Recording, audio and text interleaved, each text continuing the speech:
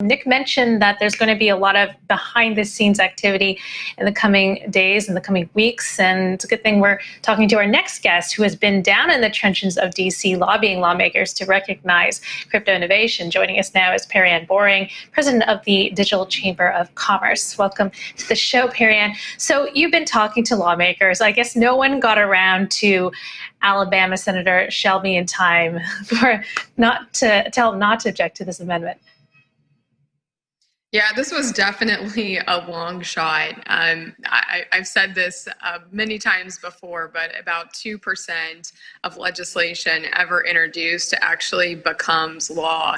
And the amendment, although it was an incredible feat to get both those groups of senators to come together on something that everyone can support, in addition, it had the backing of the White House and the Treasury. Even with all of those factors of this compromise amendment, it was still a massive boulder to get unanimous consent. A lot of people were surprised by that. I don't think we should have been surprised. I think there were a lot of things we saw that happened on the floor of the Senate over the past couple of days that really should not have been surprising. Remember, it's the senators that control the process of how things move forward, and there's many parts of this process that we in the industry as outsiders have very little control over. So ultimately, it did not pass unanimous consent.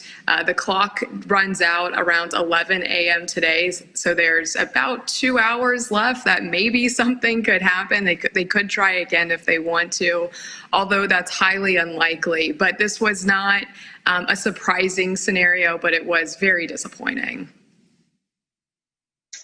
Perianne, now we're going to move on to the House. And so, one of the reasons this didn't pass is issues that had nothing to do with crypto, right? Senators had other issues that they prioritized more. And then, as you said, there were procedural issues. But I guess the bigger question, this is something that I don't understand, is, when we get to the House or even going forward, what would spur representatives to spend any political capital on crypto, right? I mean, obviously there's a handful of senators that are, this is really their issue and they're really into it. I get that. But for other people, you have limited political capital, right? And you have your own issues and your own constituents. So how do you get them to see crypto as a priority? Well, where we were successful in the Senate is through education for those who really understand it. And I think Senator Wyden was really just an amazing champion for our community through this whole process. And if you look at the tweets that he put out over the past several days, the way that he had criticized that Portman Amendment and the Warner Amendment that specifically called out proof of stake and that was criticized in terms of creating winners and losers. And he got into that and the nuances of the statements he was making on Twitter. When people and our elected officials really understand how this technology works, it's when that is what gives us the absolute best position as an industry to move things forward. So I continue to think education is our biggest tool. At the Chamber, we launched an initiative last year called Crypto for Congress. We built that specifically for our elected officials. In that, we have toolkits for members of Congress and their campaigns to start using Bitcoin and cryptocurrencies. I think the best way for people to understand this technology is to have a hands-on experience. And the Crypto for Congress initiative gives people the opportunity to do that. So again, education is the most important thing at this time, and that is hard work. There's nothing that can replace that. Yeah, I agree with you on the education point. I guess the question is how do you move from sort of education to prioritization, right? Because all of these representatives, they have so many other issues that they need to fight for and that they need to spend political capital on. So how do you convince them that crypto is something that they should go to bat for? Education is the first step, right? How do you get to the second step on that? That's always been an issue. We founded the Chamber in 2014. We've been at this for 8 years. And even those who do understand it, you have to make sure they have the will to want to move it forward. We have been able to build many champions throughout Congress. We've met a lot of new ones in the Senate over the past couple of weeks. And we saw with the Congressional Blockchain Caucus just yesterday, they issued a letter really stating their interest in supporting our community on this issue. So winning champions, it takes time to do that. But I think it really comes down to, one, them understanding not only how the technology works, but how important it's going to be for the future of our economy. And once they get there, it's really hard not to want to take action. Perianne, as Emily just said, the House now gets this. And are you keeping track of who would most likely be for it, against it, and who has to be turned or who has to be swayed? Do you have a column, 3 columns on a piece of paper somewhere?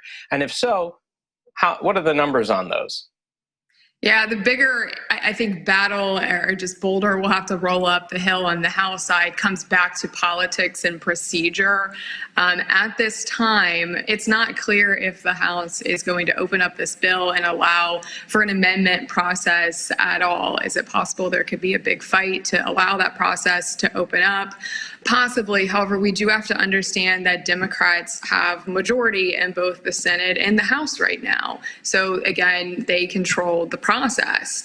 And it's very likely that the White House and Treasury will put a very strong indication on Democrats to not allow this to go through a procedure where they can open it up. I think that's the bigger challenge, is procedure as opposed to who's for it and against it. Right now, it's not clear what that looks like. It is a thin majority, though, and Secretary Yellen did put out a statement basically saying that she was down with the compromise the Senate was working on. So could we possibly see, if not, overt compliance, at least from the part of the Treasury, at least some help, or at least a tacit nod that, okay, this is a fair compromise to get done, given the razor-thin margin that the Democrats do have in the House, that it would work? And if so, then wouldn't it make sense to at least keep track of who would most likely be for it and who most likely be against it, and who kind of is in the middle that needs to say, hey, this is a great compromise, go for it? Yeah, absolutely. We stated yesterday that we given the absence of this amendment passing and being left with the base tax, which we do have concerns over, we are looking at any and all and every option to ensure the industry has the clarity it needs on what's in and what's out, who's considered a broker and who's not. And there's a lot of tools there. There's opportunities on the House side. Of course, really where the clarity comes from is in the regs themselves. So working very closely with IRS and Treasury, where all of these details will be fleshed out between now and 2023 when this goes into implementation. That's the real details are going to be. So being a part of that process is also critically important.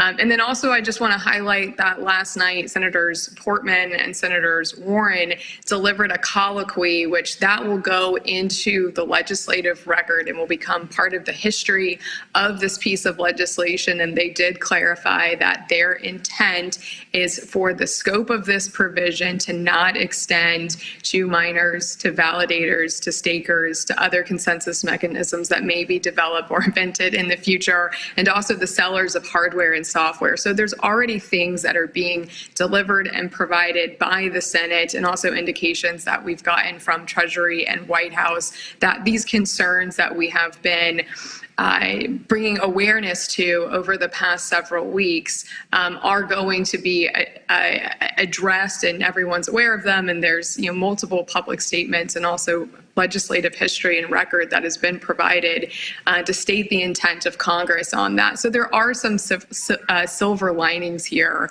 Of course, legislative history is not as strong as having legislative text, but we do have some very strong indications of the direction this is going to go when it goes into implementation. Mm-hmm.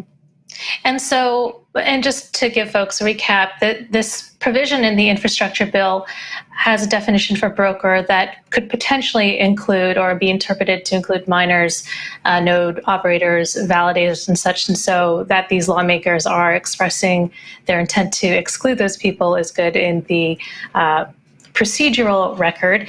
Nevertheless, this original language will likely go through, do you think, Perianne, through the Senate, through the House? And if so, or if not, how do you see things playing out? Yeah, again, we have about 2 hours left on the clock in the Senate. They could try to push for unanimous consent on this amendment. Again, that's highly unlikely. What we'll likely see today is the base text be voted on, adopted by the Senate, go to the House. Again, it's still unclear what the House is going to do with this bill. It's unclear if they're going to allow an opportunity for amendments or not. There's some who will be pushing for that. But really, more importantly, this will go to the IRS to write regulations and to provide the framework for information reporting on digital assets. And that's where all of the details are going to be. So really, it's that reg process that's going to be instrumental to ensure that the IRS and Treasury gets this right and to gets it workable. And remember, it was Treasury's idea to do this back in May of this year in the Green Book that they published. Information reporting for digital assets was one of the things that they showed that they had intentions of doing. So Treasury and White House both have an invested interest in getting this right. So there are silver linings here, but the process is not over, and there's still a lot more engagement and education and advocacy that needs to happen. All right, Perianne, I appreciate you coming on the show. Oh, Lawrence has one more. Oh no, are you finding that you're having to educate the people in the crypto community about the political process as much as you're having to educate people in the in DC about crypto? Yeah, again, I think a lot of people were surprised by a lot of the things we saw on the Senate floor over the weekend and even up until yesterday. Again, these things really shouldn't have been a surprise. So it's also been, I think, a lesson for many people in the community who are starting to kind of wake up and understand that public policy and what happens in Washington can have a huge impact on the future of our industry and the success of businesses that want to operate here. So it's in the industry's best interest to be educated on how public policy works and to be engaged and to be a part of the process, to make sure we have a voice at the table and to make sure ultimately what comes out is something that promotes the development and innovation of blockchain technology further.